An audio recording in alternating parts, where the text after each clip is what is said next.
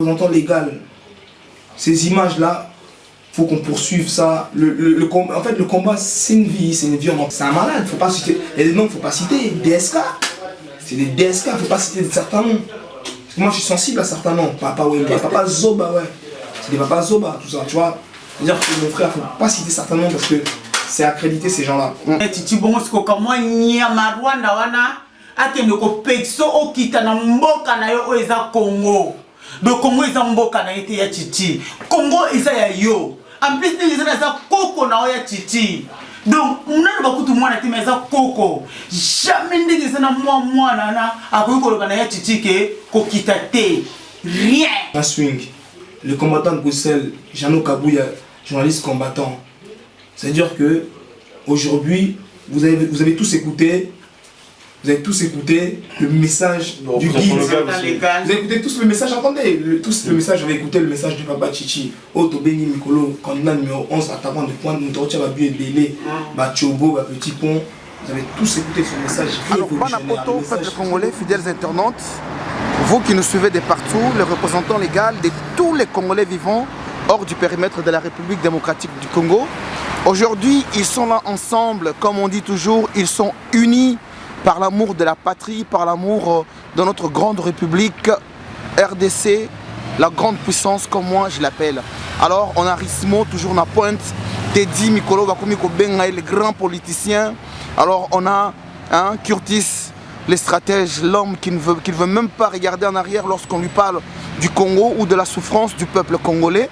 Alors sans oublier Oyo Mikolo Bakomiko Benga ye, c'est-à-dire maman ya ba combattant ya monde entier, au combattant au Salagana Bangladesh, on a Inde. Donc maman na bino ba combattant yeyo comme on a ma Loïsa.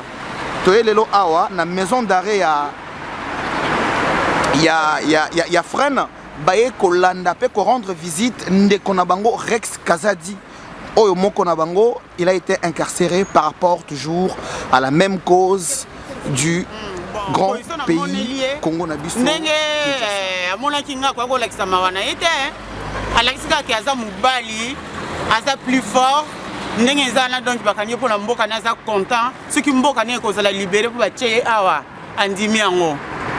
Donc ça plus fort que jamais. Mais si ko yo pona bande konaye surtout parce que les loto komi komona yango même na liloba yankolo nkolo alobaki que oyo bakokota kalo leza oyo bakokokana na bana mike to moni vraiment bana oyo biso Loïsa oyo boti toza komona na mopandi na yo Rismo Congo baza ko telema pona mabele message nini atindi pona baleki na ye bande kono baza ko telema pona mboka na bango za la libérer message natindi atindi na peuple congolais parce que peuple congolais que ndenge ezana donc to tenir bon to sala tout Congo ko yate bakangi pozo bunda pona Congo ceux qui les lots aussi pouvoir ceux qui les ya ticha aussi pouvoir Rex Abimika ndeka na lobaki ke ya ticha zo bangisa kaname naka na lobate po eza makamisi na ko lobai ko sala mabe pona e na bapaya oya dirija ka mboka na biso yebe mdaza na kati ya makambo oyo mwana nkasi na ete menoko na ye oya mukili wana mususu wa dirija ka mboka na biso yebe mdasala ki manevre ya mukondia awa pona bacha Rex bisika o Rex azali ya solo mali sana eza ya solo do bo solo livre na e pena solo ya solo eza noko ya muto oyo asa noko ya imposter afin na mboka na biso muta utiliser ba moyen pour Rex ya kofanda donc bo solo na Rex alobeli o pena ndenge wana alobeli biso bongo makambo eza belé donc eza cosmo ya politique to ko dévoiler nyonso te mais ce qui Rex abimi nyonso ne koyebana po meyate d'accord Maloïsa mais sikoyo na ndenge ba congolais baso benga de partout balobi c'est vrai Rex lelo oyo bakanga ki pour na cause moko za noble et honorable les kambona mabele ya bankoko bo bato baza ko tuna ndenge nini bakoki ko participer pour ba soutenir Rex que ça soit par le message que ça soit financièrement parlant que ce soit na makambu tout nini bakoki ko sala pour na ko soutenir Rex Kazadi moko na bango o bakangi pour na ekolo. Ah voilà, on a invité, tu as qui vidéo, tu as lancé qui annonce, tu as qui numéro de téléphone. Mais tu as moni action, tu as moni 2 sœurs, vieux Chélie, tu as bijoux, Caleston, tu as Claudine, à check, jusque là, tu as moni moutaché, tu as marche au Congo, tu as napesaki ye nini nasalaki ye mandat lelo mpe nde naza awa na ye nasuni mpe biloko na mbongo wana natikeli ye en tout cas Rex aza mpona Congo toza gentil te bakongolais bozalaki le premier ya kotuna ke tokoyede ndenge nini tokoyede ndenge nini mais elo te so bokanisaki Rex na place ya bisengo nga nauti komona Rex naboyi kolela mpona baki na kolela te na kozala plus fort que jamais mpona pesa ye makasi mais Rex aki moto oyo aliniaka mérité lelo aide na bino donc emati pene emati ngomba tie bani kosopana mais elo omo te na regrette nango merci ko Maluisa tango mosusu peut-être moni bato ebele bazalaki nanu sûreté vraiment ce qui Rex azalaki na freine na maison d'arrêt mais lelo lokola ba moni vraiment donc obimi na kati to la qui sa peuple congolais comme kolinga preuve à l'appui arrêt za maison d'arrêt to moni vraiment freine au uti na kati mais pour na ko relancer les sous message na peuple congolais pour baza ko tuna kaka Maluisa bana mike ya basi Australie bazo benga ba jeune combattant Australie babimi donc ba combattant ya Maroc babimi bazo tuna même en Afrique balobi ba ko tinda quelque chose ndeko na biso na Afrique du Sud bazo benga archibishop Champs-Élysées pardon azo tuna ndenge na ko soutenir Rex message pour relancer ce peuple ba soutenir Rex donc message eza boye pour na ko soutenir Rex ce qui vraiment bolingi tout m'a donné non pas le numéro de téléphone il y avait une épisode chez lui à Wendo et ça 06 38 37 36 85 06 38 37 36 85 j'ai l'épisode chez lui à Wendo c'est mon bengue yende akoki koyebisa bino soki ndenge nini boko soutenir Rex comme sur les wana bana ko leka bo mona ki bien te mais la pisi bino muta suri wana pona ko soutenir Rex bo pesa pa bato ebele te o pa ya mutu boy pa mutu boy te famille na ye bo pesa te ba pesi responsabilité et pa ya Sheli ya Wendo mutu akozwa nyonso nde akoyeba nde ni po eza de famille akoyeba nde na osala. Merci beaucoup. Lelo Tozala qui normalement on a but il y a tourner émission Banapoto, vous qui nous suivez de partout, à ce qui concerne les élections présidentielles en République démocratique du Congo. Vous le savez tous, la tension est en train de monter à un degré, on ne sait même pas si au jour d'aujourd'hui la tension est à combien de degrés. Mais aujourd'hui nous avons le jeune combattant qui sont venus rendre visite à Rex Kazadi. Lui il s'appelle Rismo Congo. Rismo Congo, bonsoir. Bonsoir. Rismo Congo. Toi qu'on voit tout le temps mobilisé dans toutes les manifestations, tu es là présent pour réclamer en fait les bonheurs, hein, la fin des souffrances de ton peuple qui est au pays. Aujourd'hui on te voit ensemble avec Maluisa et les autres à Fresnes pour rendre visite à Rex Kazadi. Quelle est ton impression aujourd'hui après avoir rendu visite à Rex? Mon impression à moi, le fait d'avoir vu mon frère dans ces conditions-là, le fait qu'on est enfermé par rapport à une cause qui est juste et qui concerne son pays et qu'il est emprisonné dans un pays qui n'est pas le sien, ça me fait mal parce que tout ça il a fait pour nous, il le fait pour nous tous, pour tous les Congolais. Chaque Congolais normalement où est-ce qu'il est, il devrait faire la même chose. Je veux dire. Quand on l'a vu Rex, il nous a dit vraiment qu'on garde courage et qu'on continue et qu'on surtout ne baisse pas le pied. Et par rapport à ça, il nous a dit vraiment, c'est là qu'on voit que notre lutte n'est pas vaine. Parce qu'apparemment on fait peur au gouvernement qui est en place. À l'heure actuelle, Nicolas Sarkozy, le président de la France, c'est ce que les Congolais sont en train de faire. On est en train de le voir mercredi lors du sitting qu'on a fait devant France Télévisions. Ils nous ont mobilisé près de 600 policiers, sans compter les gendarmes mobiles et ainsi de suite. Ça veut dire que cette affaire-là vraiment est prise très au sérieux. C'est-à-dire que les Congolais, partout où est-ce que vous êtes, ne relâchez pas la pression. Parce que tôt ou tard, ce qu'on est en train de faire va payer. Le mec là, qui est au gouvernement là, chez nous, là, tôt ou tard il va partir dans notre pays. Le 6 décembre, c'est pour lui l'heure de Kin, de tout Congo, se sont dit d'accord et ils se sont mis ensemble avec vous. Rismo JB Mpiana a été interdit dans sa maison, dans sa zone, dans la zone qu'il a fabriquée, la zone qui a fabriqué le Wenge Musica. JB Mpiana a été en fait obligé de quitter les podiums parce qu'on a dit de chanter Tshisekedi. Et il paraît que les fruits de combattants de l'Europe de partout et surtout vous, cette jeunesse dite consciente, ça produit des fruits. Est-ce que tu es convaincu par rapport à cela ou pas? Que vous avez vraiment beaucoup influencé tous les combattants de partout? Bon, j'ai pas cette prétention-là, mais je pense que ça a quand même servi les actions qu'on a fait. Parce que franchement, ça m'a vraiment fait plaisir de voir les enfants à Kin, de Bandal surtout, Eux, je leur fais une grosse dédicace à ces enfants-là, nos frères de là-bas, pour ce qu'ils ont fait. Parce que comme on a dit, il n'y aura plus de répit pour les collabos. Vraiment, le fait qu'ils aient fait ça, ça prouve, parce qu'il y a beaucoup de gens qui nous ont dit ce qu'on faisait ici, ça ne servait à rien.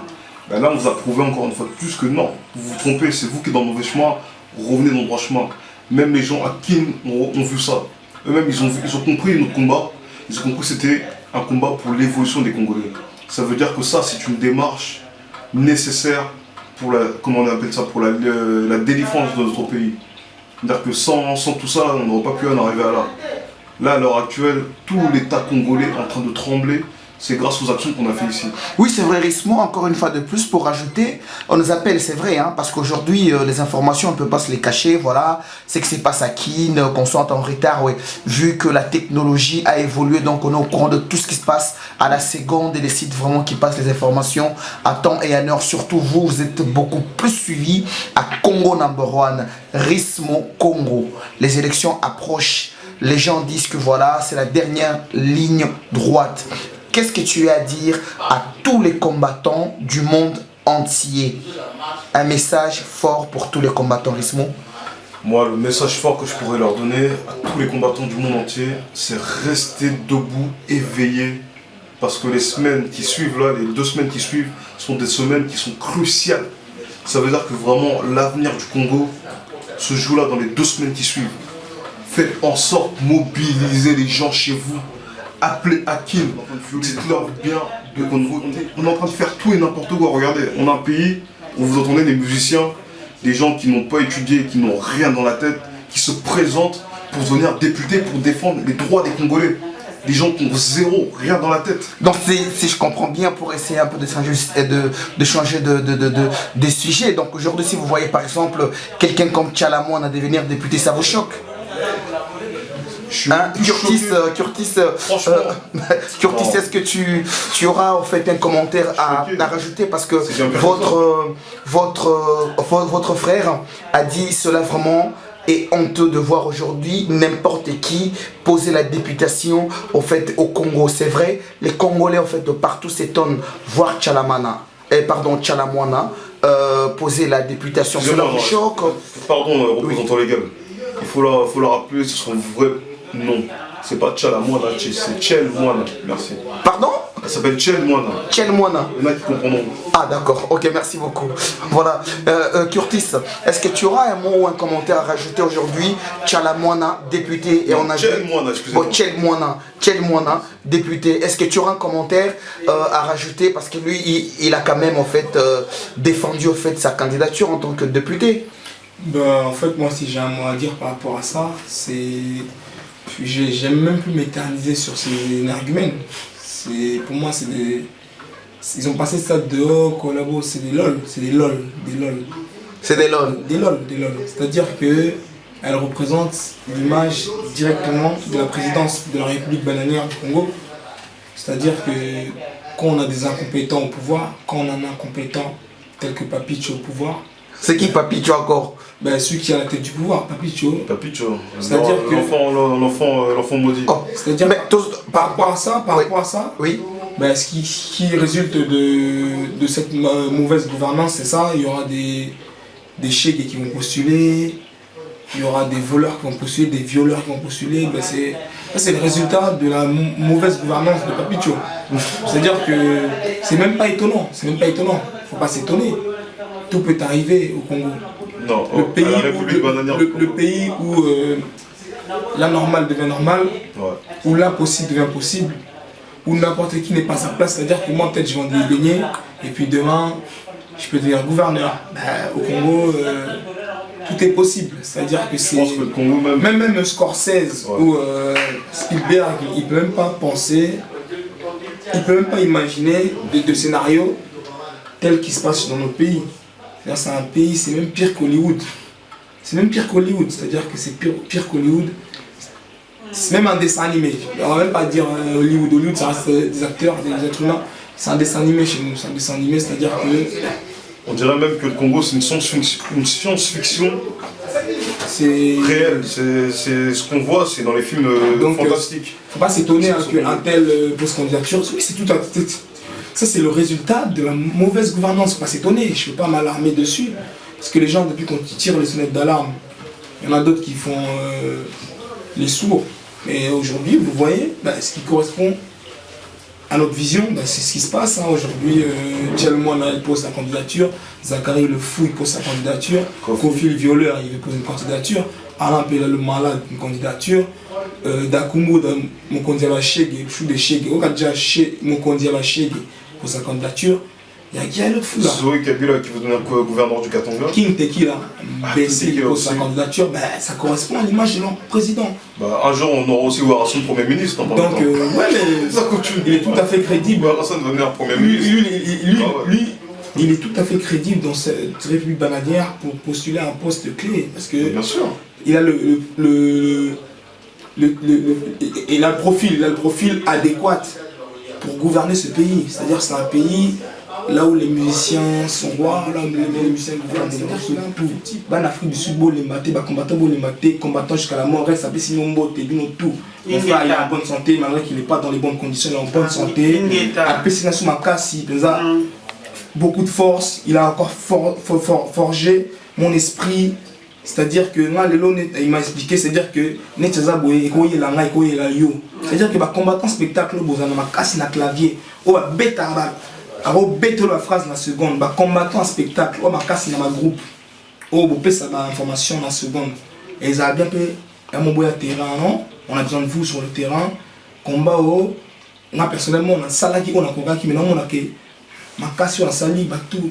Message relayé veut dire que les guides autonomie attitude numéro 11 gants révolutionnaires on a un aspirant à autonomie a comme la place en haut, c'est-à-dire que le 28 aujourd'hui on est le 14 dans 2 semaines, lundi jour pour jour dans 2 semaines pour autant la psycho au canam de Rolegelawa puis papi par où tu vas passer mon frère et le collabo vous allez aller où? C'est pas ton frère. Ah frère non mais pas comme ça congolais. Non, ça fait non té. Non. Afra n'a pas mon tout. Andoki. Andoki, c'est-à-dire papi tu monté ma bé. Moi monté ma bé. Le président le plus jeune d'Afrique, le plus con, le fou, le président le plus con du monde. Voilà. Alors merci beaucoup Curtis, je veux prendre en fait derrière vous, il y a celle-là qu'on appelle la maman de tous les combattants, hein? On l'appelle de partout, elle a dit, au point même on l'appelle Jeanne d'Arc, Marianne, moi les étoiles, il y a France, Marianne, Jeanne d'Arc, donc on peut signer, on va collaborer jusqu'à ce que Lelo Penza, comme mon éthique, elle a vraiment donc gravé quelque part dans les étoiles de France, on étudie le nom de Jeanne d'Arc. Alors Mama lui ça. Ligne droite, etikali ya suka, bauti kota la, mwana na yo babengik na kombo Kazadi, a pesi yo courage, albi man lui ça, bobunda, obi pourquoi est-ce qu'elle a incarcéré, mais lelo aussi ko mama lui ça balobi, ba combattant akini ba commence à moi 5 euros, akini mangu na cyber, pour yo ka ba jeune combattant baloba kinini, man lui ça loba kinini. Lelo to komi ko mona pena ba combattant na kati ya Kinshasa ba telemi, qui ne telemi nya wale chiclé. A ce que na bonbon simana yango message ni noko pesa na ba combattant de partout balandaka yo maluisa ligne tikali ya suka mikolo komi ya kotanga pona ba élection mon premier na tikelo liloba oloba au munisiko yo ba combattant basi basali nyonso basalaki to beti to bundi to sali nyonso pe to komi na suka combattant to ndimi liwa to ndimi boloko to ndimi nyonso preuve yango toto la Rex na boloko Rex andimi boloko rismo yo andima ki boloko Christus yo andima bitima makam to pe boloko to ndimi yango liwa pe to ndima ki ba combattant bandimi nyonso jusqu'à la mort tina liwa mais la minute yo biso to bundi to sali nyonso to ko sala to uti na poto o ba bengi Paris place biso zali États-Unis, Canada, Londres, Afrique du Sud, tout comme si on a Brazza. Brazza, tu es balé, tout comme na katikati balé. Si on te comme na katikati balé boye, tu sukiwana, tu zana makasa wakati ati nangama Brazza te. Nangama Brazza, tu singa ya chichi, tu singa munene, tu singa ngwanda, ngaza ngama muta polémique te. Nasaka mutu asanisaka batu nyonso. Nebike batu misatu wana. Ya chichi azana peuple, ngwanda azana tête. Munene azana makasi epi bende bango misato basangana balibere mboka na biso ya Chichi Ngwanda munene tala Rex andimi Boloko tala Rex andimi Liwa c'est vraiment le sana kata ote ndeko bakolongola Rex bisika zali mais siko Rex vraiment pona masolo ango est-ce que akota ki masolo ngo zakaka pona o neti kaka masolo le kana ki awa ou bien ça vraiment masolo moko likolo batu moko boye bavandeli mwana kinzondi na mabomba mwana expliquer peuple po balanda yo Maluisa mon premier neza wana isa masolo likolo ngapeli na za awa sona lobby mwana bisa ko bata magalo Toloba mwana sima mère toloba mwana sima na ngana isa bino vérité mais lokola bala bino baboy to ba vérité ko suta ko bima te no boyebi mutu oyo azana ndako na biso wana noko na ye nde akopere na mukonza mboka oyo babomye bisika wana elo bakangeli mwana bino yango wana raison ezana ngote kama mvuma oto bana kopesa pona Rex abundela mboka ne yango na siko basani ni bakangi kuna siko bino bisa ndebozana ya Chichi Ngwanda munene bolo na mwana bino bolo na koko na bino bolo na leki na bino bisika azali bosala tout nebike bino misatu ndeboza wana ndeboza libération ya Congo so boza ya kokabwana Congo ezala liberté so bosangani bino misatu bobimisi ba force na bino Congo ezala libéré Rex abangi liwate abangi Boloko te na bana bino o babangi yango te biso beto bangi te to signer makambo tu otuka ko signer pour te libérer mboka na biso mais bino misatu ndeboza boko banga nini kama mwana na kanyama Rwanda wana aloba ya Chichi okita kiti to kana susu te ko mwana lobi ko okita te nem na ngate ne minute yo so to so banga mwana na ou bien nem te makambo so eza ndenge ni ya Chichi na ebité so eza ndenge ni donc Maluisa yo opesi message fort oyo c'est vrai tout le monde qui dernièrement et qui t'a qui m'a congolais parce que message là qui neti te sikoyo ndenge to komina mikolo ya kotanga alors message no koki koloba susu na papa na yo ya Chichi o ba lobi alandaka yo pe tango lobaka et ça la plaisir na bana na ba combattant de partout dans le monde entier message na ko fortifier papa place azali parce que tout le monde a sali ba message moko c'est vrai peuple congolais ba lobi te vieux c'est-à-dire abimisi momuke manzaka tout le monde mokile ningani message ni ko pesa yo en tant que mwana nae mais maman ba combattant maman na pe les sous po et pe sa papa na bino papa na biso makasi pona ko bunda bitumba pona mboka na biso Congo o tozo bundela nga message na ngeya bol ya Chichi omoni makambo ndenge za abana mukile bana na tanga mobutu ti lelo makambo na isalama te donc eza makamba nzambe ndenge za awa donc eza likamoko boye to ko iko rater yango te ya Chichi nyonso eza na maboko na yo penalty lelo ndenge za aya Chichi soko lobika ata lobby le 14 okiti wana Congo ekomi libéré lobby le 15 soko lobby ya Chichi okiti na balabala Congo ekomi libéré biso na minute tozi la sous le 6 te tozi la sous le 28 te tozi la kaka à laquelle yo yebisa biso que peuple congolais ekoki bolandanga ya Chichi soko lobby ba billet déjà so somba toko kita na kisasa toko kende ya Chichi nde toza awa Congo déjà ndenge za wana eza libéré ya Chichi yo pesa biso ka pi obetaka dernier coup de sifflet poto sa nini to bima na balabala Congo esa nini esa la libéré après les 6 ya Chichi et comme trop tard to comme nisi ba ivoirien mundele na minute oyo donc le plus fort il va gagner donc mutoko sa makasi wana ko gagner les 6 so yo kanamba tricher atiwa biloko na ye akei ya mwana biso ya Chichi nde toza ana minito toza prêt liwa Boloko toza prêt